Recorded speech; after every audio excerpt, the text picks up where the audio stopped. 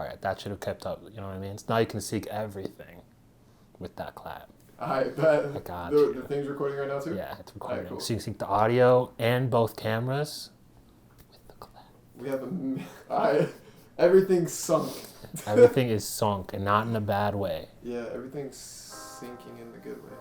Like the Titanic.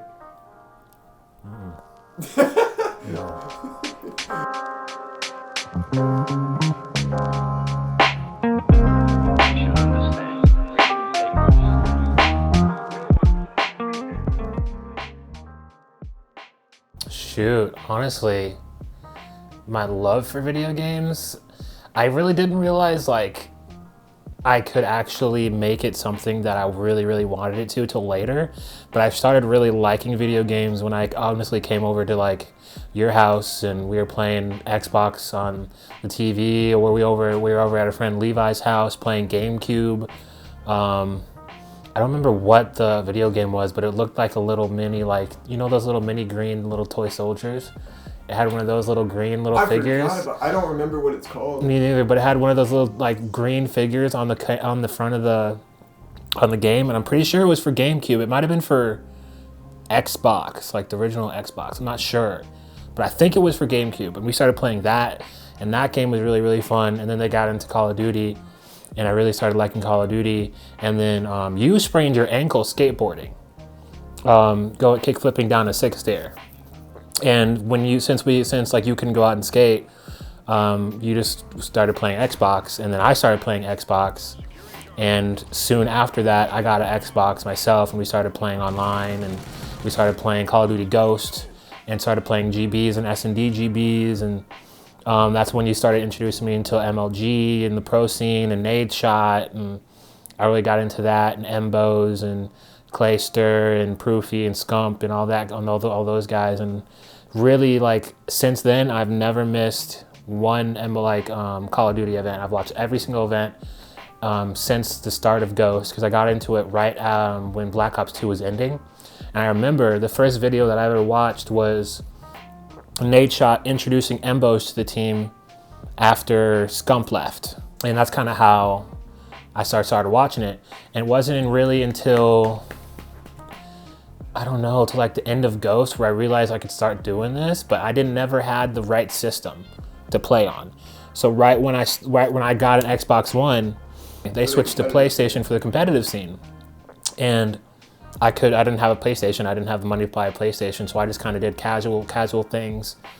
And then Fortnite came up, and you could play on whatever you wanted to. So I started playing Fortnite, and that's when, after he sold his Xbox for a camera, because he was really getting into his skate career and everything. So I was kind of a solo dolo on the whole gaming thing. So I started getting into Fortnite and the Battle Royale scene, and then realized I was pretty good at it and started competing in that. So I competed in that for a couple years. And then Call of Duty announced to go on to PC. Built up my own PC, not the one you see behind me, but a different one, and realized I've got a PC. I love Call of Duty. I watch it all the time. It's a no-brainer for me at that point. So that's kind of how I got into the competitive Call of Duty thing, competitive games in general. First streamer I ever really started watching and getting into was Courage JD. I saw him start casting on MLG. I saw his first ever cast on MLG TV. And I started watching his stream after that. And I really saw him start blowing up. And then I watched Nick Merckx back when he was playing Call of Duty with Neo and Gage. And I started watching his stream. I started watching him blow up. And I really liked the whole idea of streaming video games and building your own community and talking to people. And it really grew me as a person to try to actually talk, like, you know, just meet new people and kind of get into it. And it wasn't really trying to make it a career. It was really just, started doing it to try to get my name out there for the competitive scene. One day, like, Nick Merckx's community, and Nick Merckx gifted me like 200 subs on my birthday. And ever since then, I've really started growing community thanks to that. Some people from Nick Merckx stream actually went to the MFAN barbecue. That was a really fun event. But Nick Merckx, some of the people from his community really stuck around and really started liking my stream, and ever since then I started taking it more seriously. So 2022, one of my goals is to have at least two videos drop a month, 2 to 3 videos drop a month on my YouTube page, and really grow my content. And so that's kind of where all that kind of stems from. I never like looking at my viewer count, because looking at your viewer count as a small streamer that doesn't really average more than like 5 to 10 viewers, it really gets discouraging when you really only see one like viewer count in there for the whole time. So I try to never look at my viewer count, and you really have to be on top of your content. You have to be posting on YouTube, posting on your Instagram, your Twitters, and now TikTok. People have blew up off that, and that's something that I really slack and struggle with. Which is why I'm kind of making another thing to make sure I get that done in 2022. But it's really just persistence and a grind, and really trying to make yourself stop getting yourself discouraged. Because if you really kind of put yourself down, you're never going to want to get on stream. You're never going to want to keep doing it, because you're kind of just going to think in your head, oh, I mean, I can't do this. I only have 2 viewers, you know what I mean? But I promise you, you keep doing it, and you do it for the right reasons, and you like to do it. You're not just forcing yourself to do it because you want it to be a career. And you keep grinding. You really have to have the mindset of you're going to make it work, not like in a mindset of like make it work for the money. Just make it work because you want to, like that badly. Like if you like, people kind of like put themselves down because they don't have any time, or they don't think they can do it. But the people that really, really want it and make it, they make their own time and they make themselves do it. So I work from anywhere from 2 to 10 to 4 to 11, and we still have to scrim when I get home. So I'll get home 12 a.m. and luckily I have a couple people and like a team that are willing to get on late and grind. So we get on, we make time for it, because we have a core 3 right now. We're still trying to find our core 4th. We're actually gonna have tryouts here on stream in a little bit, but the other 2 people that are on my team, Mata and Box, they're really, really dedicated. They have the same mindset as I do, and they know that we have to put in the work to be able to get to the point we want. So you really just have to kind of like, you just have to make it work. If you find the people that are gonna be there for you if you're playing a team game like I am, you just kind of like, if you want it, you're gonna do it. If you want it bad enough, you're gonna be up from 12 to 4 a.m. doing it every single day. Even when like, I don't know, your parents are telling me, oh, you have to get to bed. Like, oh, it's, you know what I mean? Like some people are like, how do you stay up so late? Like, it's because I want it. You want it so bad, you're gonna find time for it, even if it's in the very, very late times of the day and you lose sleep for it. If you want it, you're gonna lose sleep for it. Plain and simple. Right now, my idea of what I want to do is currently I'm taking my core team. I'm taking my other core 2 people, and we're going at it and in the challengers divisions of Call of Duty, and we're gonna go up the ranks in that division, and we're gonna show out. Us and this Mislabeled gaming crew, we're gonna show out.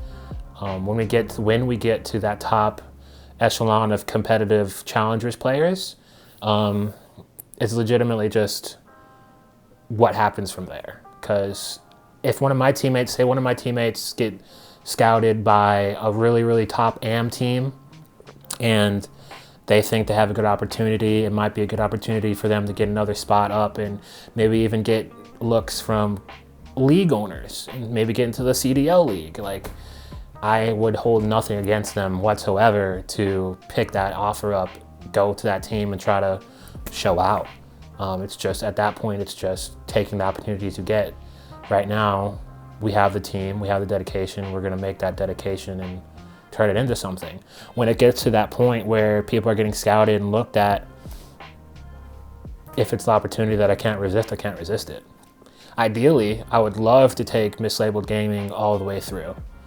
Make it a top AM team, a top league team, and go from there. But if someone gets a CDL look and tries to get on the CDL team, there's no way you really can refuse that. That's kind of like the goal. That's the end all be all goal. And then from there, I can always be a part of Mislabeled Gaming in other ways and try to help them out in all I can. But that's kind of the gist of it. Whenever people ask you what you do you usually tell them that you're a valet, or do you tell them? It depends how they ask me, to be honest. If they ask me what I do, usually that means what you do for work. And then I'll be like, hey, I'm a valet. And then sometimes I'll be like, yeah, I'm a valet. And then my off time, I compete in Call of Duty. I won't really tell them the gist of it. I usually just say I compete in Call of Duty. You know, some people, they don't really understand like competitive gaming, so I don't really go too in depth with it. But if they ask me what I do, I usually say I'm a valet. And then in my off time, I compete in Call of Duty. That's kind of what I usually say to them. And that's usually what I say. Do you think the off time is playing Call of Duty, or is your off time being a valet?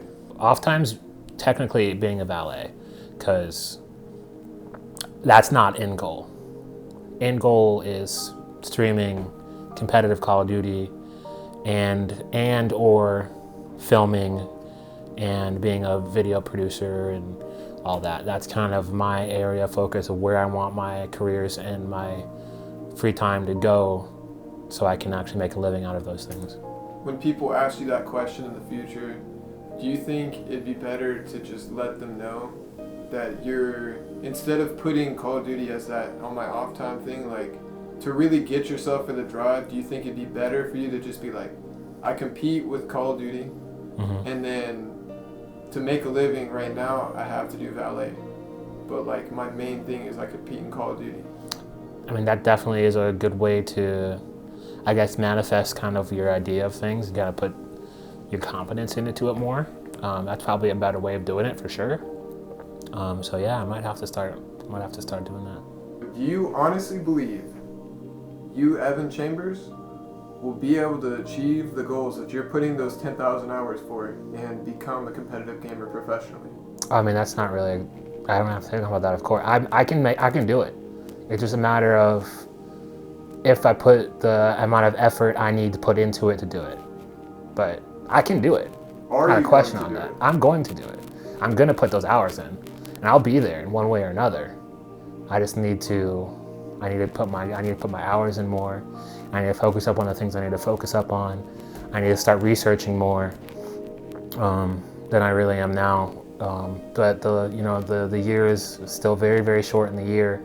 I think we just got an announcement that the actual like pro players aren't going to start competing until February, which is actually kind of a bummer, because I was really, really, really looking forward to watching them this month and watch them go at it. But I can get there, man. No question about it. I'm gonna get there in one way or another. Even if it's not Call of Duty, I'm gonna be a pro player in something. Not a question. We're just gonna see where that takes me. Hopefully next video we're filming is going to be your intro to the professional league, man. Let's go, bro. Let's go. But dude, you know I believe in you. Heck yeah, man. And I'm just here to document the process. Heck yeah. I mean, hey, I'll be right there with you, bro. Literally. Alright, dude. Alright, well, last thing I'll say is catch me on the Twitch, twitch.tv/Evan3. Be right here looking at y'all through the chat. Catch me there, man. I'm there all the time. Monday through Wednesday, 12 a.m. on. Thursday through Friday. You can find me 6, 7 p.m. and on. Catch me there, man. Deuces. G Fuel. Y'all know where to find me, man. I have tons of them back here and over there. I like your product.